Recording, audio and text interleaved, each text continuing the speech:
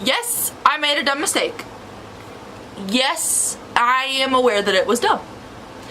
But now I'm going to fix it. And I do want to say that I am in no way an expert in tattoos, but I've watched enough Ink Master and done enough research on tattoos to have a general sense of knowledge of what I'm going to talk about and what a good artist is and what bad artwork is and all that. And it's not like you need a degree in tattooology. You just, you know. I also in no way think that this artist is a horrible person or malicious or was trying to ruin this tattoo for me. I think that she just didn't work well with the skin on my wrist, and that's not something that she should be like fired for. Bad tattoos happen. It's something that happens. It just kind of sucks that it happened to me, and that's what this is about. Alright. So in December of 2017, I decided to get my second tattoo. In July of 2017, I got a tattoo up here, and it is amazing. I love the artist. I love it. It is very special to me. That's not the point of this video. The point of this video is to talk about my shitty tattoo. So for this tattoo, I asked my brother to write out the words, "But still I rise," with the semicolon in place of the I in the rise, because I'm a really big fan of Project Semicolon and what it stands for. And I've had a lot of issues with anxiety in my life, so I decided to get that for Project Semicolon. For myself also. But the "But Still I Rise" part is from the poem Still I Rise by Maya Angelou, and it is an amazing poem. So my brother wrote these words to me and he sent me a picture of them, and so then I had those for about a month before. So I guess this really starts in November. This kind of starts in November. I got the tattoo in December. So I had these words and I was kind of sitting on it, and I didn't really know who I wanted to go to because my tattoo artist who did this and is going to do another tattoo for me in the future, she's kind of like only booking for her things that like show her style, and I was like, okay, these four words aren't really her style.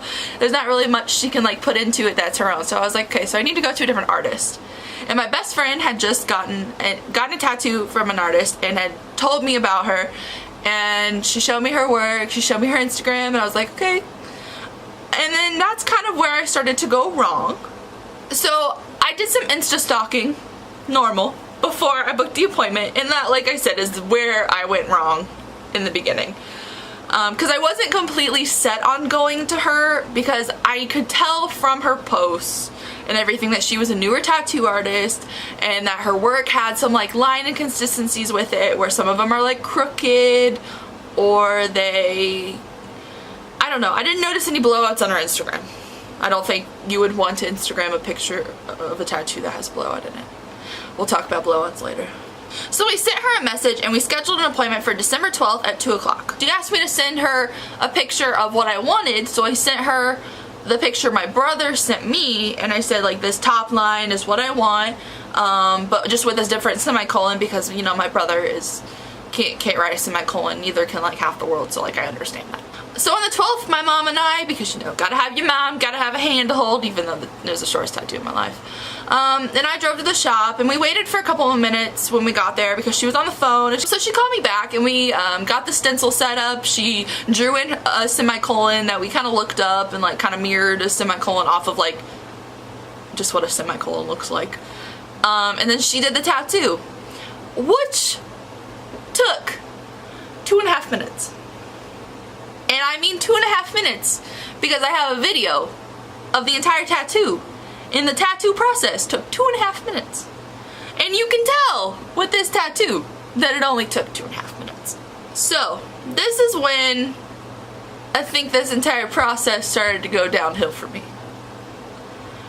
I noticed a blowout in the tattoo as soon as it was done. And I'm pretty sure it was the dot above the I was the first blowout I noticed. Now, to those who do not know what a blowout is, tattoo blowouts are mistakes by your tattoo artist, like that can be caused by heavy-handedness and other things, which can allow the needle to go too deep into the skin or at kind of like a slanted angle that allows the ink to spread to neighboring tissue and goes out from like where you want the exact tattoo to be. My mother even noticed it. My mother. And she asked me, she was like, is that normal? Is it gonna go away? And I knew what tattoo blowouts are. I've watched a lot of Ink Master. I've seen a lot of shitty tattoos on Pinterest. I know what a blowout is. I did a lot of research in tattoos before I got my first tattoo. And I knew it was permanent. I knew it wasn't going to be able to go away. And the other thing that really rubbed me the wrong way about my tattoo process when I first got it is that she didn't wrap it. Like, you know, after you get a tattoo, your artist wraps it, they clean it, they wrap it so that nothing in the air, nothing around you can get into it. Since it's a wound, like you just created a wound in your skin. I mean, a needle just pierced your skin hundreds of times. You want to cover it and keep it protected. So yeah, so I asked her if she was going to wrap it, and she said no, that it would be fine, and I was kind of weary. I was like, okay, this is kind of odd, because this up here, this up here, she wrapped it from here all the way onto my back so that she could, like, it could be covered. And like, I'm thinking on your arm, like, that is a place that, I mean, it's your arm. Like, you do things with your arms. So I drove home with blood, ink, and plasma going down my wrist onto my arm, which was really gross, if I must say. It was gross because there was nothing I could do about it. It wasn't wrapped. I didn't have anything on me to wrap it with because I didn't think to bring saran wrap to wrap my tattoo, because in my mind I was like, okay, she's gonna wrap it. And I know it's up to each artist whether or not they wrap a tattoo. I don't know in Indiana if there is a law stating, I tried to look it up but I couldn't find anything, if there's a law stating whether or not you have to wrap a tattoo. I know in some states that is a law that you have to wrap a tattoo, but my tattoo wasn't wrapped. And I mean, in the beginning, when I first got this tattoo, I loved it. I was so happy to have my brother's handwriting with me, and I loved it so much that I made a video about it. I made a whole video about it's revolving around me and why I got the tattoo, and I'm talking about the poem, I'm saying the poem in the video, and it's just a really nice video. And even though I'm going to get this tattoo covered, I'm going to leave that video because I do love the video. As I mentioned earlier, I do have my other tattoo, and I did absolutely nothing different in this cleaning / healing process than I did with my first one. I actually had more issues with my first one than I did with this tattoo. But this tattoo has ink missing from it, and it has 5 noticeable blowouts. So I talked about blowouts earlier, so now I'll show you what the blowouts are. These blowouts showed up within a couple days of when I got the tattoo. So I think within 6 days, pretty much every blowout that is apparent now is there. There's a blowout in the B, but it's the hardest one to notice, and the only reason I can notice it is because it's my tattoo. I'm used to seeing it. There's one in the curl of the U, kind of like in the middle of the curl. There's a blowout completely around the S of the first S. And the most apparent ones are the 2 blowouts above the dots in what is the I and the semicolon. And altogether, my tattoo just looks fuzzy and smudged. My best friend told me that it looks like a smudged Sharpie. Now I can't stop calling it a smudged Sharpie. And I think one of like the most saddening things to me about this tattoo is that my semicolon no longer looks like a semicolon because it's missing a lot of ink. In the beginning, it was very much shaped with that nice circular dot and the circularness of the semicolon, and it no longer looks like that. It honestly just looks like a weird eye now. I mean, it's supposed to be a weird eye, but like now it looks just like a weird eye. This is another huge issue that I have with this tattoo. It doesn't look like my brother's handwriting at all.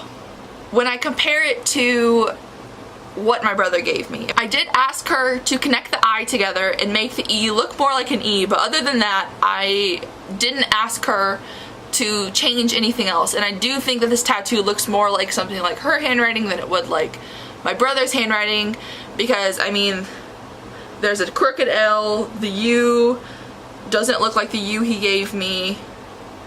I don't remember, honestly, if I asked her to fix the U. I very well might have, but I don't remember.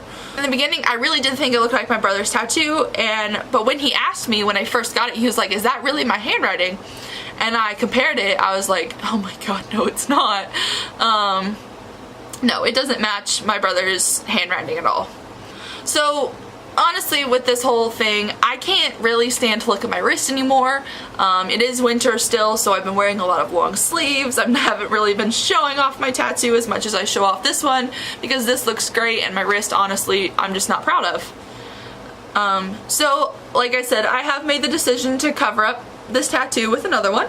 I'm getting it covered up with another meaningful tattoo to me that I swear if it doesn't go well, I'm just gonna chop off my arm.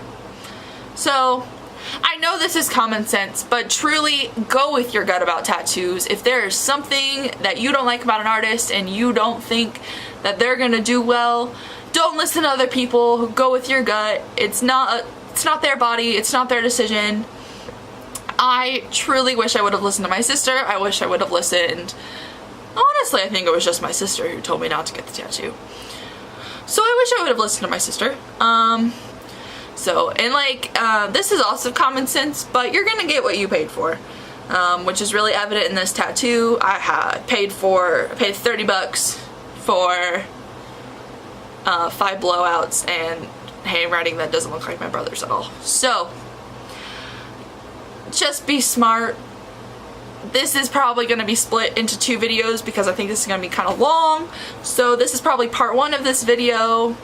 Part 2 is going to be me going and getting my new cover-up tattoo that I'm really, really excited for. And I'll tell you all about in that video. It's tattoo day!